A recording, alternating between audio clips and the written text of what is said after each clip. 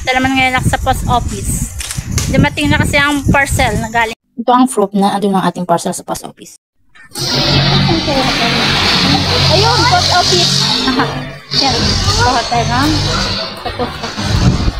Aray, kinsa. Come here. Here, post office. Ayun. Ay, tuwan-tuwa. Tuwa ka. Assalamualaikum. Kadadating lang namin at kinuha nga namin yung parcel na galing sa India. At excited na siya buksan. Ating unbox ito. Habang tayo nag-unbox, ito palang parcel na to ay galing India at minadala sa akin ito nung aking biyanan noong August 20 galing sa Ankola, parte ng South India sa Karnataka.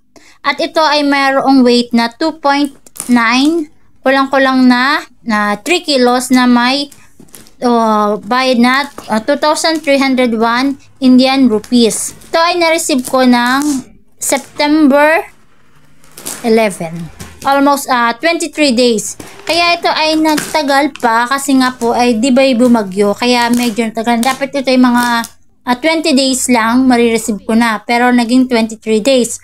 At ito nga pala ay nakadalawang balik ito sa Bureau of Customs dahil na may nakita siguro sa x-ray na puti na bulk. Kasi yun naman ay sugar. Kaya in-x-ray ulit sila kasi makikita sa tracking na nakalagay doon na bumalik uli sa Bureau of Customs. Ito masala chicken kebab. And then ito black raisins. Ito siguro nakita ng Bureau of Customs kaya nakadalawang balik ang parcel. Not sure kung ito yung na-open sa customs pero okay naman, chinek lang siguro. Kasi yung balot ng parcel ay kakaiba kasi mayroong pill post compare dun sa last na pinadala ng papa.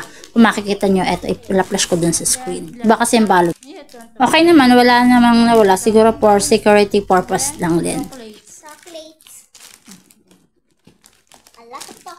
Nung kinuha ko ang parcel dito sa post office sa amin, ay nag-inquire na din ako kung paano mag-send ng parcel sa India. At ang per kg, ang unang kg ay may bayad na 1,744. Tapos yung sumunod ng kg ay meron lang 658. So halimbawa, 174, tapos 658. Di 2 kilo na yon. And then, bawa lang daw ang may battery at saka yung mga liquid, sabi nung pinagtanong ko sa post office dito. Mga 3 weeks daw marireceive na ang parcel. Kung sa palagay mo informative itong video ito, please like, share, and subscribe. Thank you!